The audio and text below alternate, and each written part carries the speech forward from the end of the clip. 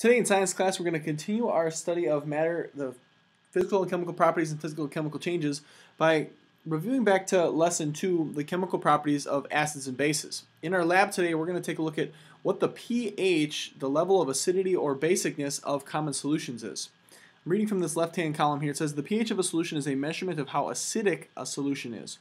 One way to measure pH is to use pH paper. When pH paper is dipped into a solution, its color changes. This color can be compared to a color key in which the different colors indicate degrees of acidity. The pH color key also assigns a numeric value to the pH of a solution. The range of pH values is from 0 to 14.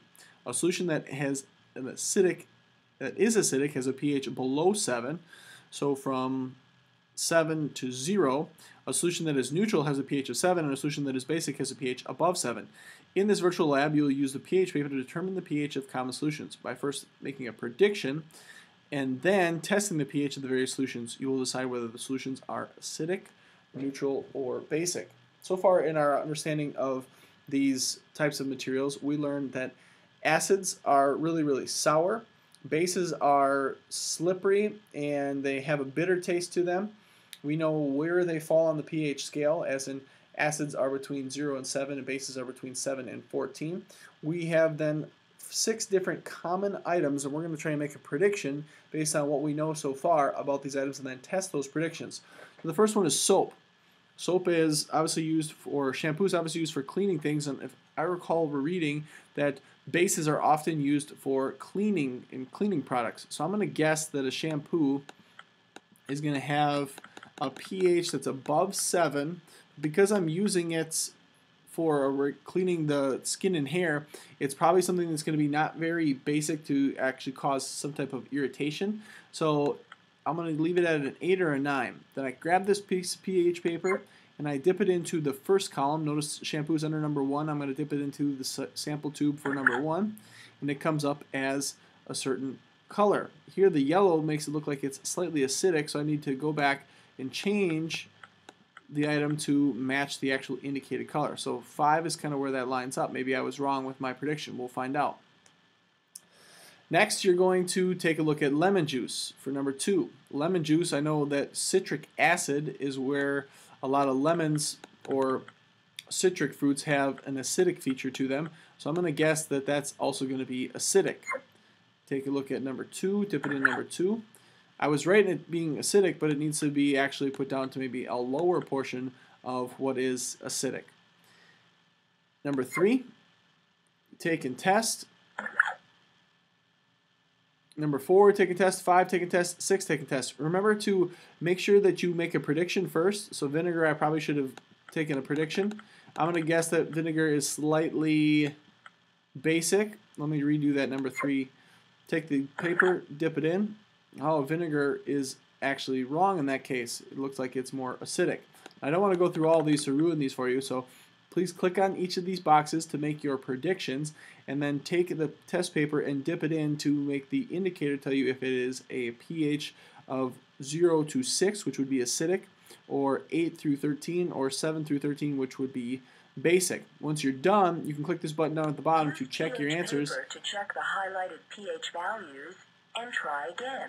And notice when you don't have it correct, based on what the indicator gives, it shows up with this red box on it. So you want to make sure that you get all of these correct across the board.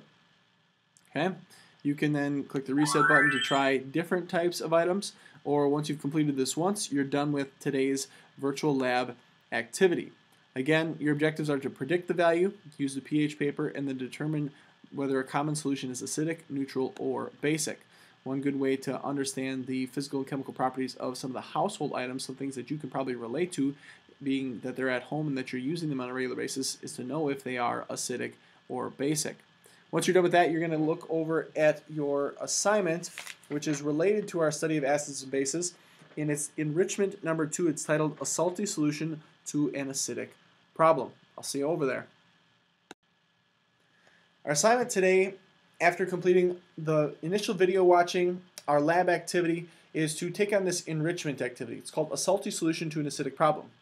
Most people have heard of acid rain and it can cause to forests. Acid rain is formed when certain chemicals, including sulfur and nitrogen oxides, they react with water in the atmosphere. These chemicals are mostly produced by cars and electric power plants. When they get these chemicals into the atmosphere, they can combine with water and they form strong acids. And when these waters finally came down as precipitation in rain, sleet, snow, or fog, and they fall to the ground, that acid can damage or kill the various life forms that it interacts with. So it gives a problem for the soil, and then we're going to look at the solution to this problem. The soil problem. Much of the damage to plants from acid rain is a result of damage that acid rain causes to the soil. Acid rain drains many of the nutrients out of the soil. It can cause toxic substances to increase. Remember that in an acid, the hydrogen ion is reactive. Chemical reactions involving the hydrogen ion can cause changes in compounds in the soil. Example of ions required by plants are potassium, calcium, sodium. These ions might be washed out of the soil if rainwater becomes too acidic. This acidity can also cause aluminum ions, which are toxic to many plants, to increase in concentration. If you've got one part of your ecosystem being affected by acid rain because of the pollution from humans and human activity, it's actually going to affect multiple parts of that ecosystem. So not only does it get into the soil, it gets into the water. If it's in the soil, it's affecting the plants. It's affecting any type of insect or animal that eats those plants. If it gets into the water, it's affecting any type of aquatic life. The plants that are in the water and the fish that are in the water, or the animals that survive off the fish in the water, are all being introduced to more and more acid in their overall life. And a lot of times that can be detrimental to a population. It can actually harm maybe a fish species or harm certain types of plants from growing, which are really crucial to the ecosystem. What's the solution? How do you fix that? A soil solution. However, some good news is being discovered. Soils with the salt calcium carbonate, CaCO3, are very good at neutralizing the acids. Rocks composed of this salt are called limestone. In Brazil, the atmosphere contains much acid rain. However, in the region of Belo Horizonte, a large amount of limestone is found. The limestone is mined to use as building material. The dust from digging up the building material or the limestone can reach high in concentrations in the air. In the atmosphere, it can neutralize the acid in the rain. The neutralized rain is better for plant life in the region. So here's an example of something that's naturally occurring in our world, a base canceling out an acid. Farmers can also use powdered limestone or lime to help neutralize the effects of acid rain. This is a case where a common salt can be used to combat acid rain. Reducing air pollution is still the best way to prevent acid rain in the first place, rather than having to fix a problem that comes along afterwards. So acids and bases, we've learned, are opposites of each other. We've also identified that when they're mixed together, they're neutralizing each other, and we kind of know, based on our lab activity, what different solutions have acidic or basic properties. Here's where we're seeing that this can become a problem if there are ways in which acid actually gets into the ecosystem because of our human activity. Let's answer the questions that go along with our assignment today. Number one says, what are the main sources of acid rain? If you look back into the initial reading where it talks about the problem itself, it says that acid rain is often a result of different types of pollution coming either from vehicles or from electric power plants, not places that are creating electricity in a clean way, but those that are like coal burning, or they're burning some type of fossil fuel to produce electricity. The result in the